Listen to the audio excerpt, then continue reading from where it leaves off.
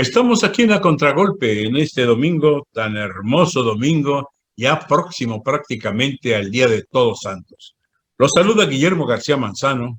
Y Concepción Villalobos en esta víspera, así de la fiesta de los fieles difuntos, de todos los santos, donde seguramente nuestros altares, nuestras compras en la plaza y todo lo que tenemos que preparar para recordar a quienes ya partieron, pues ya está alegrando nuestros hogares.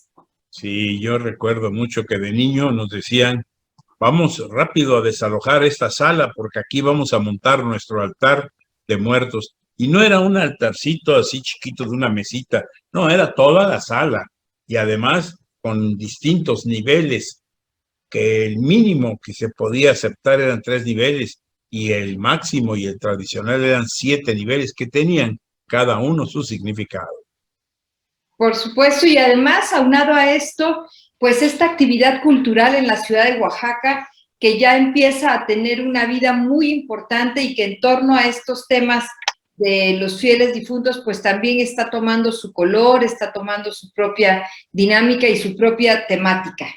Oye, Conchita, yo creo que es muy importante que comentemos antes de irnos con Solecita algo que pues ya hemos dicho en el comentario de media semana, pero tenemos que repetirlo porque es necesario, estamos contra el tiempo. Se trata de la agenda a contragolpe 22, o sea, 2022. ¿Qué nos dices?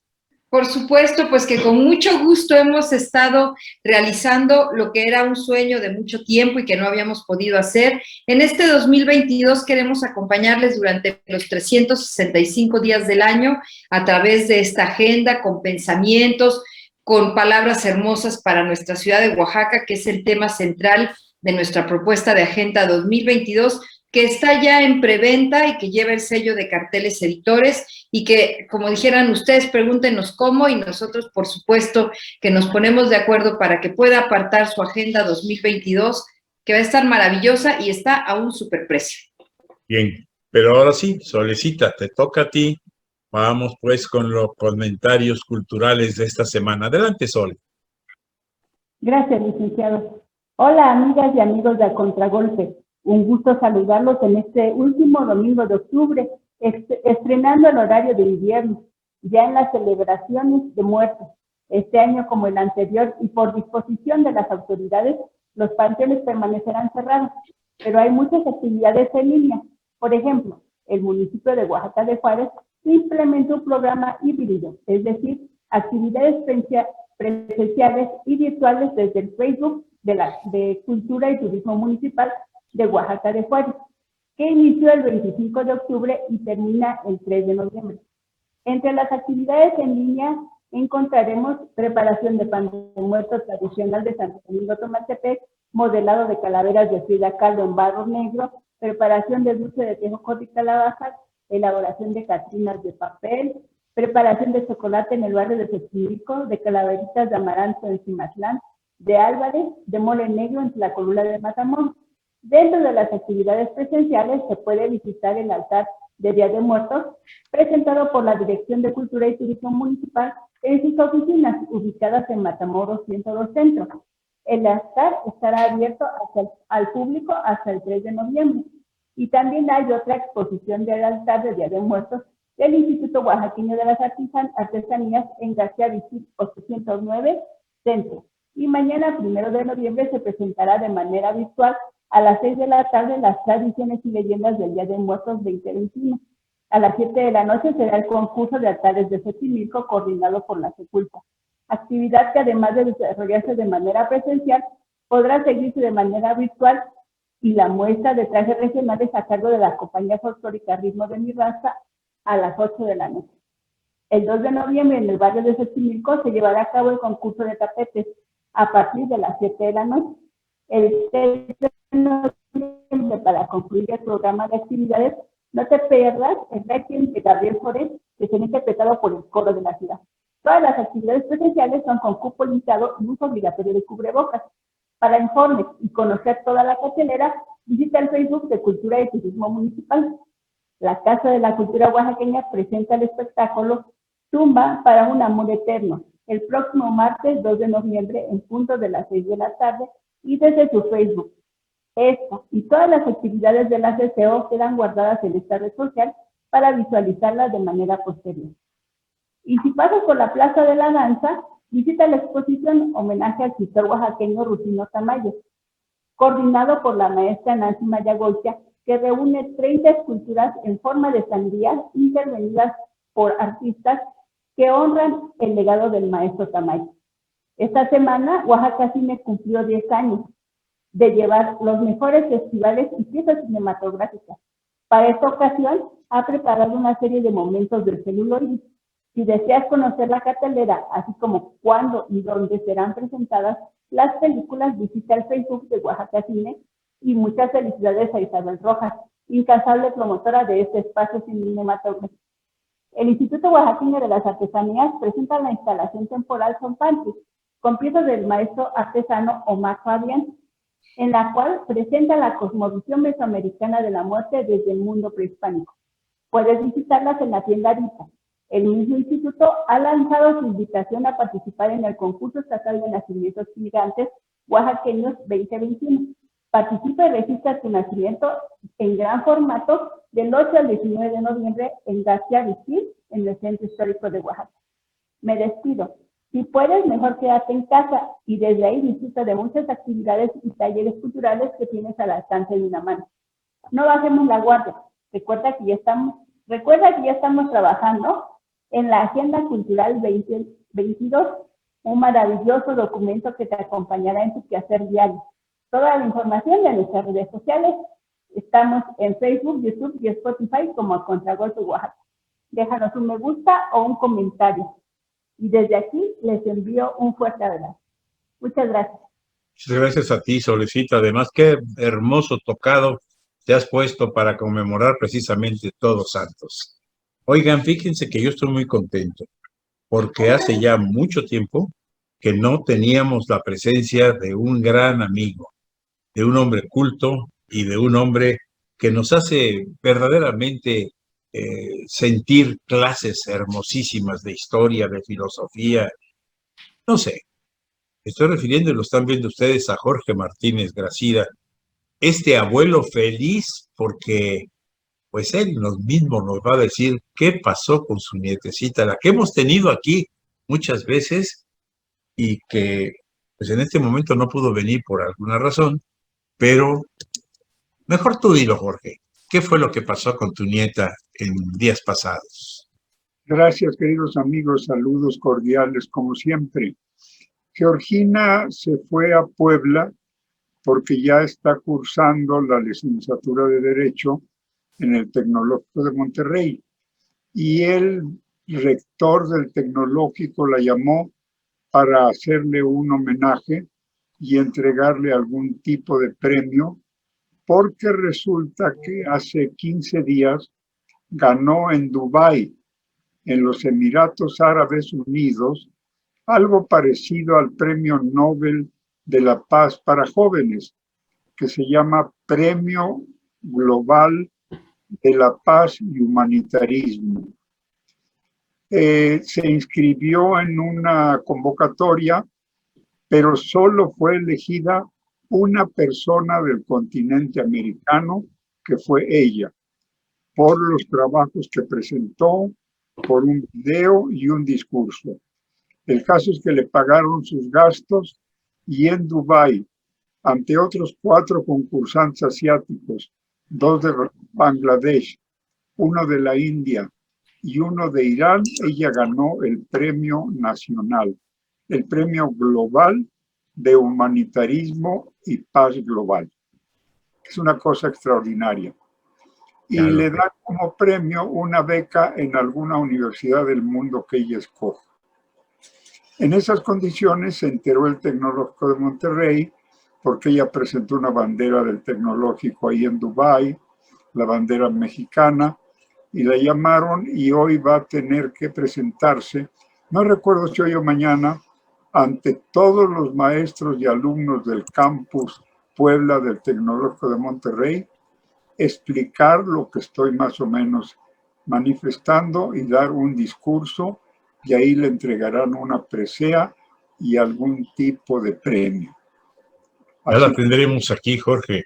Ya la tendremos aquí para homenajearla también dentro de la modestia de Contragolpe, pero que va a tener un homenaje muy merecido por parte nuestra, ¿verdad, Conchita? Sí, por supuesto que sí, y mientras tanto nuestro abrazo y todo nuestro cariño y admiración para Georgina Martínez Gracida, porque realmente la hemos visto crecer y la hemos visto comprometerse con este tema de la cultura, con la defensa de los derechos de los jóvenes, con la defensa de los derechos de las mujeres y con una voz propia que alza por todo lo alto en el mundo, y eso nos da mucho orgullo. Vamos a hacer nuestro primer corte, ¿qué les parece? Y estamos muy también agradecidos aquí en A Contragolpe porque La Mexicana nos permite transmitir este espacio en el 570 de AM y en el 94.9 de FM. También, por supuesto, con mucho agradecimiento recibimos su atención a través de nuestras redes sociales, Spotify, YouTube y Facebook. Gracias por sus me gusta, gracias por sus recomendaciones y quédense en este espacio. Ya empezamos. Estamos en A Contragolpe.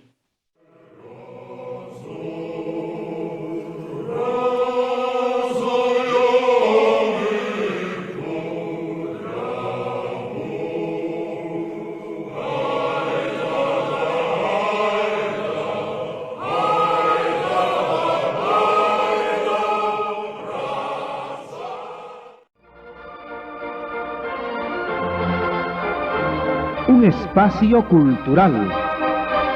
De fiestas y tradiciones oaxaqueñas, el Día de Difuntos. Así nos narra el padre Gay la celebración del Día de Difuntos en los antiguos pueblos oaxaqueños, cuyo día coincidentemente corresponde a la época en que lo celebramos ahora. Se preparaban los indios matando pavos y otras aves, y se disponían de variedad de manjares, entre los que sobresalían los petlaltamali o tamales y el totomoli o mole. Estos manjares se ponían en el altar de la casa como ofrenda a los difuntos, y llegada la noche, los miembros de la familia en torno al altar oraban a los dioses para que, por intercesión de los suyos, les concediesen salud, buenas cosechas y prosperidad. En toda la noche no se atrevían a levantar los ojos por temor a que, si en ese momento estaban los muertos disfrutando de la comida, tendrían la fatalidad. A la mañana siguiente, se felicitaban por haber cumplido con su deber y los manjares se regalaban a los pobres y forasteros. Los muertos habían tomado la parte nutritiva de ellos y tocándolos, los habían hecho sagrados. Actualmente en este día se deposita en el altar gran cantidad de frutas, principalmente caña de azúcar y calabaza, algunas piezas de pan y la cazuela de mole, como antiguamente lo acostumbraban los indios. Así es como esta práctica, modificándose y transformándose con el tiempo, conserva sustancialmente su ser primitivo.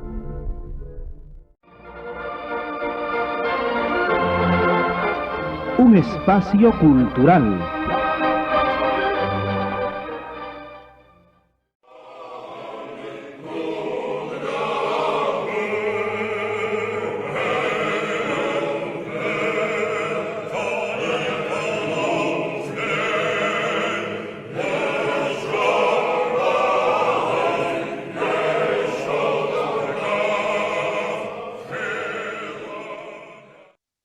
Su padre fue un conde, su madre una princesa. Él, todo un señor de la literatura universal. Me estoy refiriendo a aquel gran ruso que el 28 de agosto de 1828 naciera allá en la tierra de los zares y que nos dejó a los 82 años el 7 de noviembre de 1910. ¿A quién me estoy refiriendo? Es nada más que a León Tolstoy, ese hombre cuya vida de novela pues nos dio paz, guerra, amor, aventuras, nacimientos y muerte, y en sus obras pues describió la corte imperial, bailes palaciegos, los apuestos oficiales con sus trajes muy hermosos de militares, los duelos, los terratenientes, los cosacos, Pues desde luego las batallas cubiertas de nieve, las noches de orgía, las mesas de juego, la música de los cíngaros, en fin, aquel hombre cuyo nombre, valga la cacofonía, León Tolstoy. Y por eso hemos invitado a nuestro querido amigo Jorge Martínez Gracida para que nos hable de este gran personaje. Bienvenido, Jorge. Gracias, mi querido Memo. Efectivamente, quizás León Tolstoy sea el más grande literato del siglo XIX, lo cual es atreverse a opinar mucho. Pero debo recordarles que fue nominado 4 veces al Premio Nobel de Literatura y todavía es motivo de discusión por qué no se lo otorgaron. Pero es importante porque el hombre pertenece a lo que llamamos en literatura el realismo ruso, junto a Fedor Dostoyevsky y Gogol. Recordemos Crimen y Castigo de Fedor Dostoyevsky y Taras Bulba de Gogol,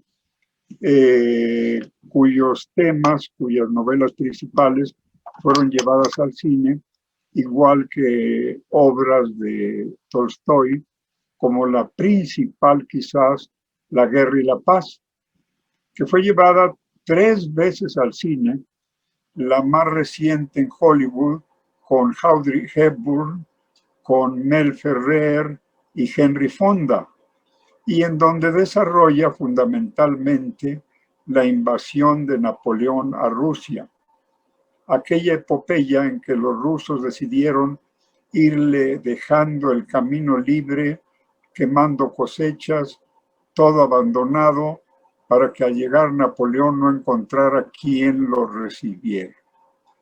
Esa obra, pues, quizás sea la más importante de León Tolstoy, junto a otra muy romántica y trágica que todos recordamos y que también fue llevada al cine 3 veces, Ana Karenina.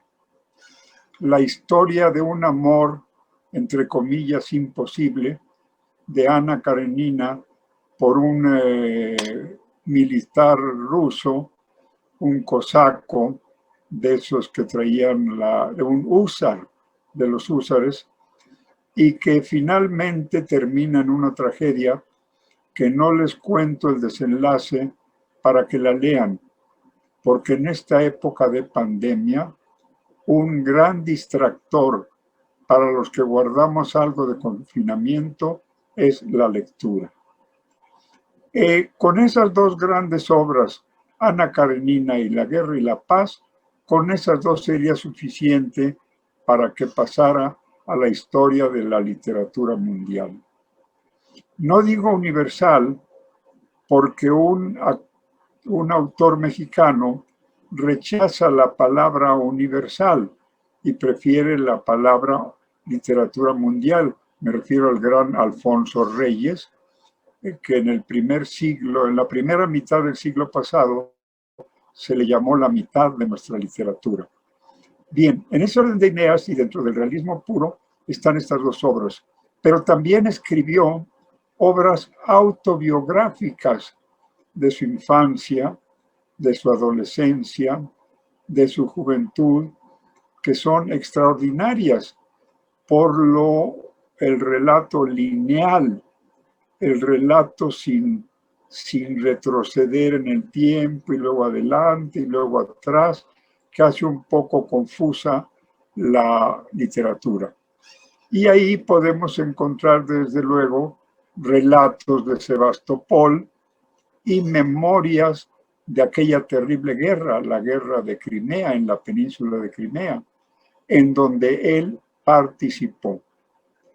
Ese tipo de relatos se inscriben precisamente, repito, en lo autobiográfico, y recomiendo ampliamente La Guerra de Crimea, que la pueden encontrar en cualquier librería.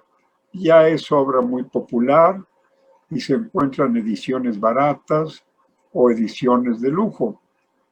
Aquí atrás de mí, como ven ustedes mis libros, tengo todas esas y las he leído hace tiempo La Guerra y la Paz la vi en 2 de sus versiones cinematográficas, y La Guerra de Crimea y la Ana Karenina vi las 3 versiones cinematográficas. Una con aquella actriz que fue una diva sueca antes de Ingrid Bergman, que se me escapa su nombre, pero que fue muy famosa. Y en blanco y negro relata magistralmente la vida de las cortes rusas, de los problemas entre clases sociales, con un desenlace de lo más intenso y cruel que hay que leer. ¿Qué prefiero de todas esas obras? Bien, por su amplitud, insisto, La Guerra y la Paz. La descripción de las batallas, la presencia de Napoleón reclamando que lo recibieran, el intento de homicidio hacia Napoleón, que se salvó de milagro, ya que un patriota ruso quería matarlo, nos dan a conocer algo que fue histórico. La Guerra y la Paz no es ficción, es una novela histórica. No hay que confundir la historia con la novela histórica. Y lo traigo a cuento porque recuerdo la obra de don Manuel Martínez Gracida, El rey Cosijoesa y su familia, donde habla de Donají y de Cosijopí.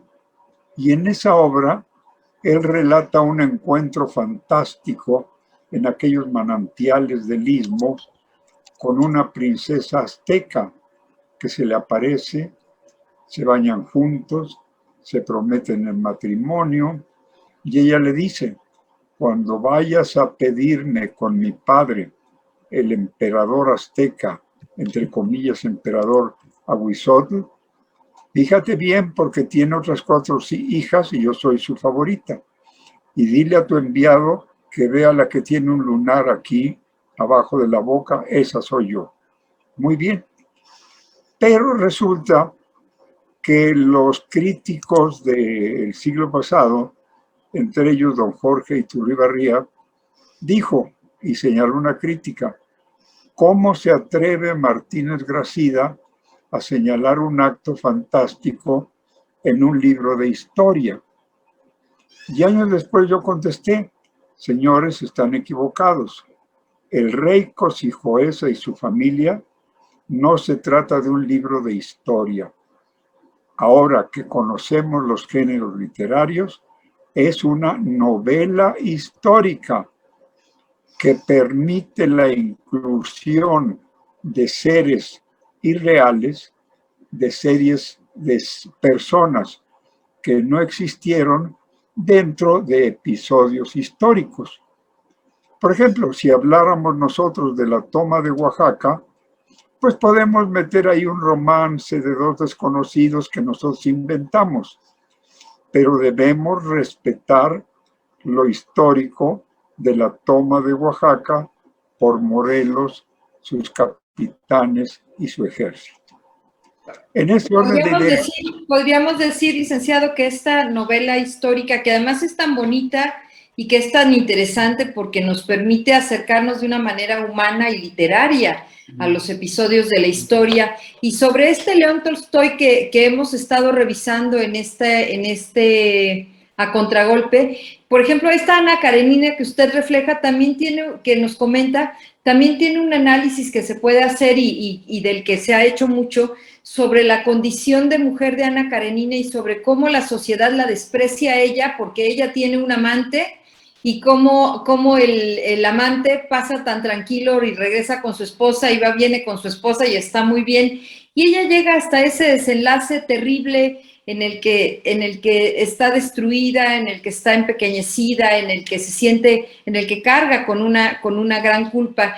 Y es un debate pues muy vigente a pesar de que se escribió en el siglo XIX. Ana Karenina inicia diciendo: todas las familias felices se parecen entre sí, pero cada familia desgraciada tiene un motivo especial para sentirse así. Y así se arranca esta novela que de verdad yo también pienso que es muy recomendable y que podemos disfrutar muchísimo, pues sí, en esto que nos queda todavía de pandemia o en este hábito que ya se nos hizo de quedarnos en casa.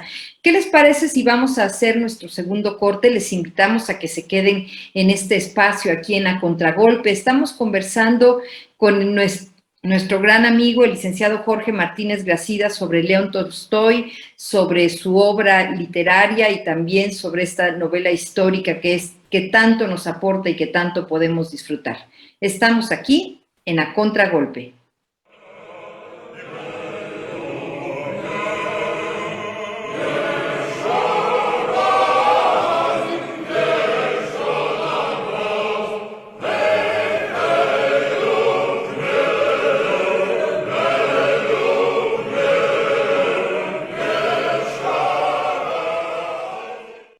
Pues qué gusto que continúen aquí en este espacio dominical en A Contragolpe. Hoy estamos hablando de León Tolstoy y nuestro invitado es Jorge Martínez Gracida y estamos haciendo referencia a sus principales obras, a sus principales contenidos, al sentido con el que él escribía y por supuesto a la época en la que él vivió, ¿verdad, licenciado Guillermo García Manzano? Sí, miren, yo creo que es muy importante ubicarlo también en su propia historia, porque siendo una persona con muchos recursos, dado a la calidad económica de sus padres, la realidad es que fue un joven ocioso, disoluto, inclusive jugador. Tan es así que inclusive lo obliga a su padre a seguir una carrera y entra a la carrera de diplomático, pero además quería estudiar lenguas orientales. Tenía la facilidad de las lenguas, porque hablaba y traducía el francés como si fuera el ruso. Hablaba el Como todo. griego, ¿sí? El alemán, el italiano, el inglés, pero también tiene que abandonar sus estudios porque sale de Moscú en función a que las deudas de juego lo hacen huir y se alista entonces en el ejército que ya mencionaba Jorge Martínez Gracida, luchando en el Cáucaso. Con su experiencia escribe después, como ya se ha mencionado, La guerra y la paz. Pero de alguna manera este hombre pues tenía que caer en las redes del amor. Y al visitar mucho a la familia Rostov, pues se casa con una de las hijas de ese matrimonio, de apellido Sonia, perdón, de nombre Sonia.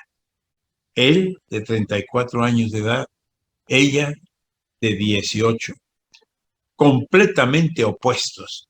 Uno amaba la sencillez, amaba la paz, el campo, su famoso amor tal vez igual o superior al de su esposa y al de sus hijos, fue Yesnia Poliana, donde tenía su casa allá en Rusia. Y bueno, creo que es muy importante que pensemos que el señor, que era muy tranquilo, ya entrada la edad, pues su esposa era la que se hacía cargo de la educación de los hijos y de administrar la hacienda. Era pues entonces Tolstoy un hombre sencillo, campirano y obsequiador. ¿O qué opinas, Jorge? Sí, definitivamente. Él es un aristócrata. Nace en una familia de alto nivel social, nace en Tula y se dedica, tiene la vocación desde pequeño de escribir. Cuando ya adulto se inscribe por sus críticos en el realismo puro, nosotros que somos aficionados a él debemos encontrar sus obras en las que son autobiográficas, como las que mencioné hace un momento, La guerra de Crimea y una obra de Sebastopol. Pero también escribió muchos cuentos y muchos ensayos y obras de ficción total, porque recordemos pues que las obras que hemos dicho son novelas históricas, pero estas que voy a querer recordar unas cuantas son de ficción. Una es La muerte de Iván Ilich. Otra se llama La felicidad conyugal. Y otra tercera, una muy curiosa, que se llama Heiji Murat. Y aquí menciono algo curioso para nosotros. ¿Saben qué quiere decir Murat en árabe? Murat quiere decir felicidad. Entonces, esta novela de Hedji Murat es muy característica porque habla de una persona de ese nombre, un joven feliz. La felicidad conyugal, él imagina, por eso decimos que es de ficción, cómo deben ser las relaciones en un matrimonio. Y dicen sus críticos, escriben, que quizás en su matrimonio no se daban esas circunstancias que él pretende en esa novela de ficción, La felicidad conyugal. También se dice que Fedor Dostoyevsky lo sigue en su gran novela de Crimen y Castigo. Recordemos que una de las características de Crimen y Castigo de Fedor Dostoyevsky, él menciona que el criminal siempre regresa al lugar del crimen, al lugar de los hechos. Y parece ser que por eso lo capturan en la novela, no recuerdo. Pero parece que sigue esa narrativa a la de la muerte de Iván Ilich, que son en cierta forma el mismo tema de un crimen. Como sea, pues, estamos ante un hombre que escribe novelas dentro del llamado realismo puro. Obras autobiográficas de su infancia, repito, de su adolescencia y de su juventud, y obras totalmente de ficción ya en su madurez, lo cual es sumamente difícil en la vida de un escritor. Por eso y por ese conjunto de obras en esos tres subgéneros de la literatura es que es propuesto para el Premio Nobel de Literatura, creo que 4 años seguidos, de 1902 a 1906. Y precisamente sus admiradores se preguntan por qué le negaron el Premio Nobel, a mi juicio, al más grande autor ruso de la época. Yo tampoco lo sé por qué se la negaron. Hay que recordar que el Premio Nobel es otorgado en virtud de que creo que Alfonso Nobel, inventor del trinito tolueno, el TNT, un explosivo muy poderoso, le dejó un cierto sentimiento de culpa. Se hizo millonario, pero todo su dinero lo dejó a un grupo de una fundación sueca, la que ahora maneja el Premio Nobel, para que entregaran cada año premios a personalidades del mundo que enaltecieran la paz, que enaltecieran la química, que enaltecieran la historia, que enaltecieran la literatura. Y se dice por los analistas del Premio Nobel que es el complejo de culpa de Alfredo Nobel retratado en la distribución de ese dinero, otorgando el Premio Nobel, que creo que les dan $200,000, algo así, no recuerdo. Recordemos que lo ganó Octavio Paz, lo ganó Gabriel García Márquez en literatura, lo ganó Mario Vargas Llosa en Perú, que son miembros de lo que se llegó a llamar el boom literario latinoamericano ya en el siglo XX. Y en ese orden de ideas, el Premio Nobel se ha constituido como una verdadera institución perdurable. Porque imagínate nada más que le entreguen un patrimonio a un grupo de personas y que éstas sean tan honorables de invertirlo bien y conservarlo durante más de 100 años sin que se agote, sino que se incremente, pues es una hazaña financiera. Ahora de honradez. sí, y ahora que comenta usted sobre la literatura y que pasa el tema de la paz como parte de los comentarios a la obra de León Tolstoy, en 1981, en los años 80, en un país, en Somalilandia, hay un doctor que se llama Adán Abokar, y él fue preso político porque reclamó por más recursos para su hospital y lo encarcelan los gobiernos militares junto con otros presos políticos que desarrollan como una clave Morse para comunicarse de una pared a otra. Y entonces a él le salva la vida y le salva pues la razón y el estado mental. Él sale ileso de ahí porque uno de los presos, en una ocasión que le toca salir para hacer una de las salidas que le permitían para asearse y esto, trae un libro que es Ana Karenina, y en ese código Morse se lo van leyendo de una celda a otra, y ahora él es el presidente de los derechos humanos en ese país, y él dice que gracias a Ana Karenina y a los distintos enfoques que León Tolstoy hace de una misma situación, porque ahí se puede ver una misma situación desde distintos ángulos, es que él logra comprender incluso la condición de su esposa, que está en libertad mientras él está en la cárcel con toda la angustia que eso le representaba. Qué interesante. ¿En qué país fue eso, dices? Somalilandia es el lugar en el que ocurrió y es una nota que acaba de salir en el diario en el BBC Mundo. Entonces sí es bien interesante y bien bonito el ver cómo la literatura, decía, no le dieron el Premio Nobel de la Paz, pero lo que escribió sigue siendo una herramienta para las personas que de esta generación que estamos en conflicto o que vivimos algún conflicto. Perdón mi ignorancia, pero Somalilandia no es Somalia.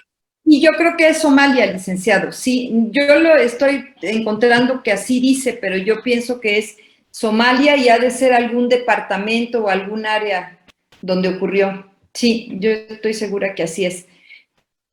Bien, en ese orden de ideas, precisamente León Tolstoy es grande, es porque, como ya hemos dicho, realiza la realidad, su autobiografía y la ficción. Hay pocos autores que tengan obra tan importante en esos tres subgéneros de la literatura. Y entonces León Tolstoy, cuentan sus biógrafos, que se ve frustrado al final de su vida por no haber recibido ese premio Nobel, porque él quería congraciarse con sus padres que presuntamente nunca entendieron esa vocación de León Tolstoy. Y en aquella época, fines del siglo XIX, principios del XX, no había las comunicaciones de que gozamos ahora. Entonces los padres, relativamente incultos, entre comillas, y aristócratas, pues no estaban relacionados con lo que pasaba en París, con lo que pasaba en España, con lo que inclusive empezaba a presentarse en América, la lectura de obras mundiales. Y entonces quizá nunca comprendieron a su hijo. Vamos a hacer un corte en este momento y vamos a continuar platicando de este tema que es tan interesante como siempre que hablamos de literatura y siempre que hablamos con nuestro querido amigo Jorge Martínez Gracida. Quédese en este espacio, estamos en A Contragolpe.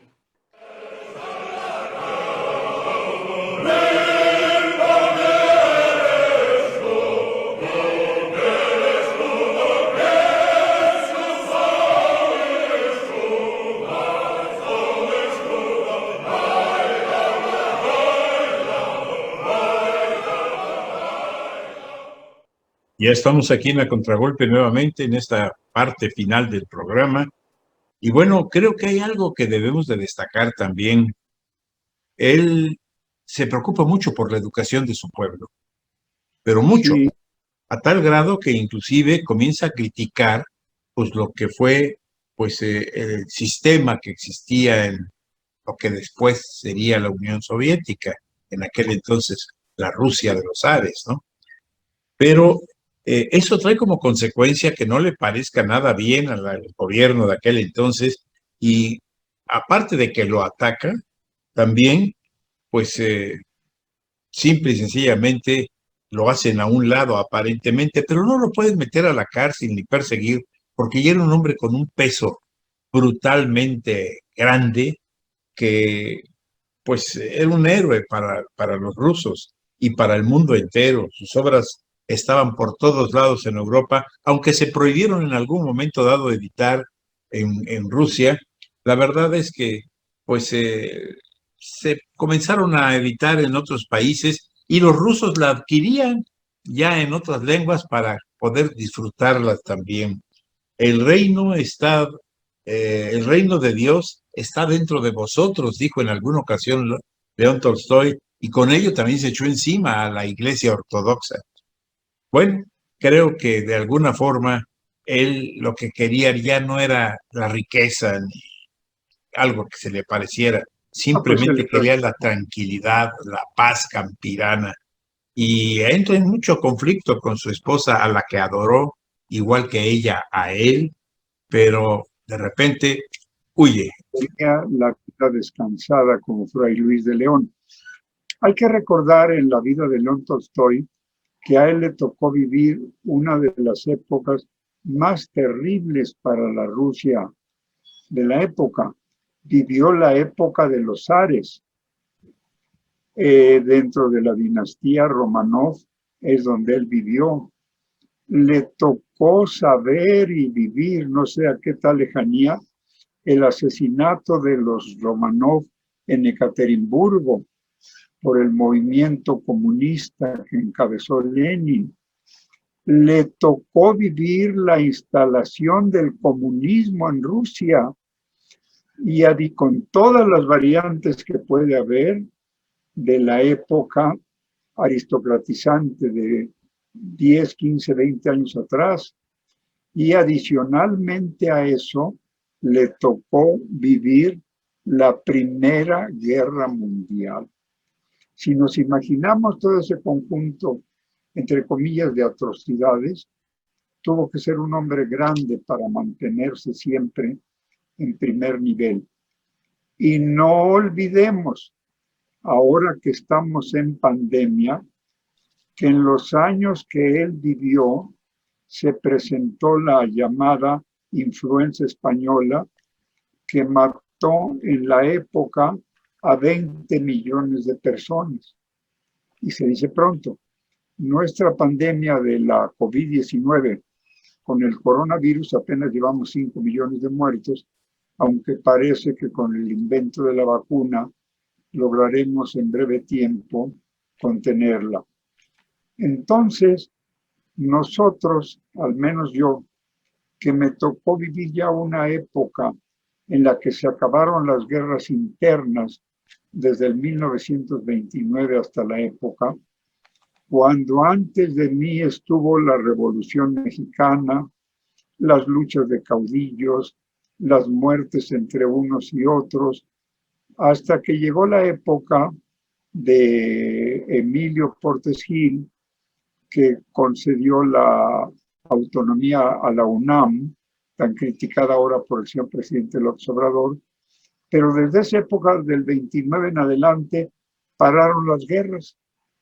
Y Plutarco Elías Calles, que es muy criticado por otras cosas, dijo, hemos equivocado el camino. Necesitamos que estas revueltas se reúnan y sean solucionadas dentro de un recinto, y creó el Partido Nacional Revolucionario. Y ahí dentro se convirtió aquel partido en lo que sus críticos dicen es el drenaje del sistema. Bueno, efectivamente, porque ahí se sofocaban todas las ambiciones, ahí se premiaba a los que merecían algo, ahí se repartía el poder en vez de salir a la guerra y matar millones de jóvenes. Recordemos que la última guerra intestina de México fue precisamente de carácter religioso, la cristiada, pero a partir de esa, al menos mi generación, que yo ya no estoy en la tercera ni en la cuarta generación, sino ya estoy en el quinto sol, nunca he sufrido una guerra intestina en el país.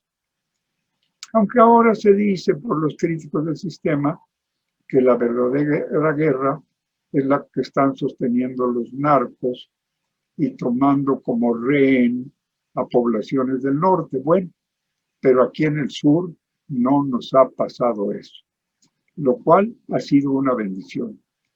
Y lo menciono para contrastar que León Tolstoy vivió las peores crisis y tragedias de su época.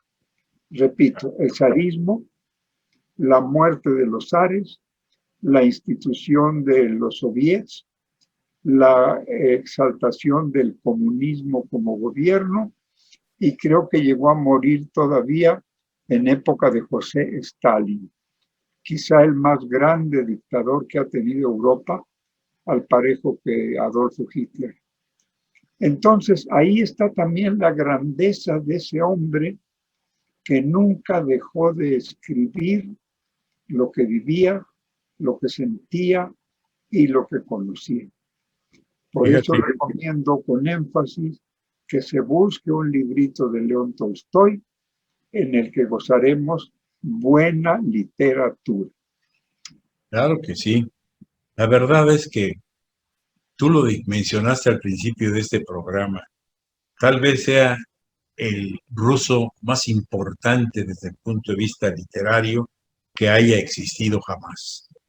Un hombre que de una u otra manera fue fiel a sus convicciones de sencillez y de profundidad. Un hombre que inclusive llegó a tener grandes conflictos con su esposa, por lo que mencionábamos, eran diametralmente opuestos. Uno sencillo, la otra una aristócrata que quería la vida cortesana también, pero que nunca lo dejó de atender y de querer.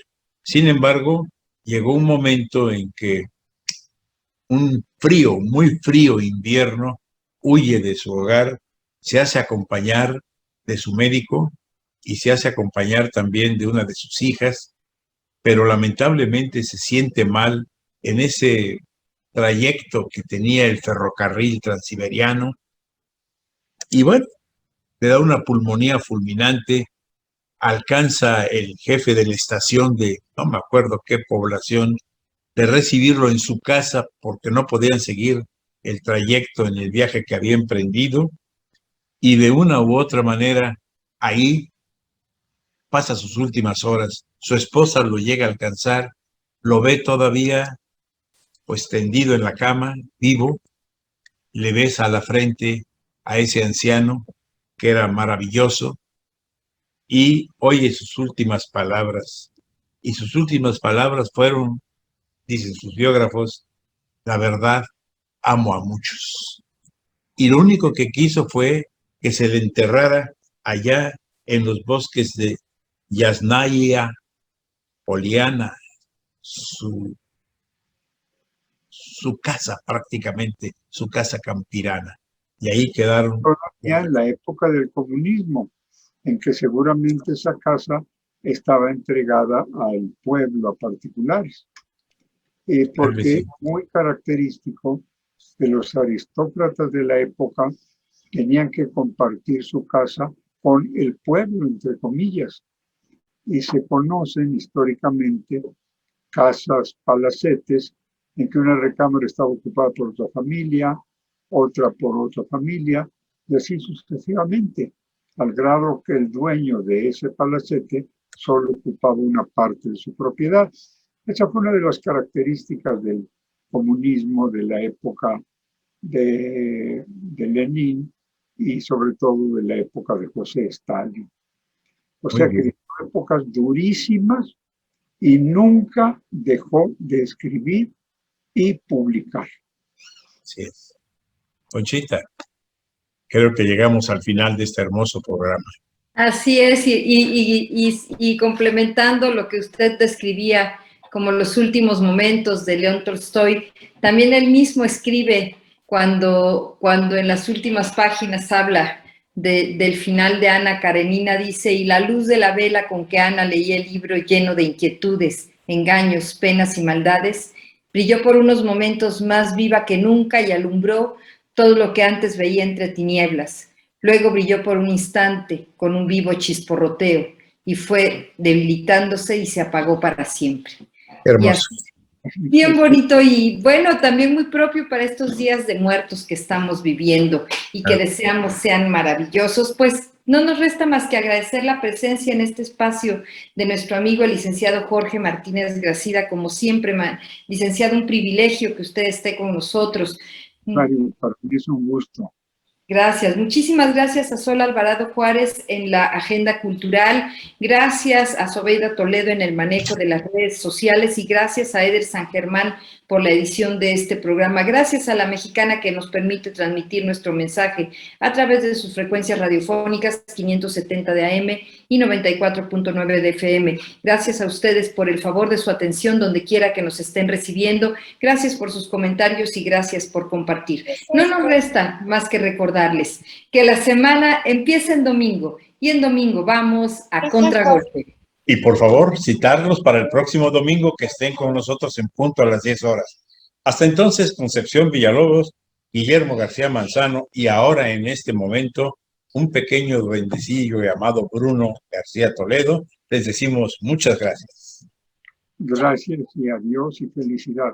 Gracias. Muchas gracias.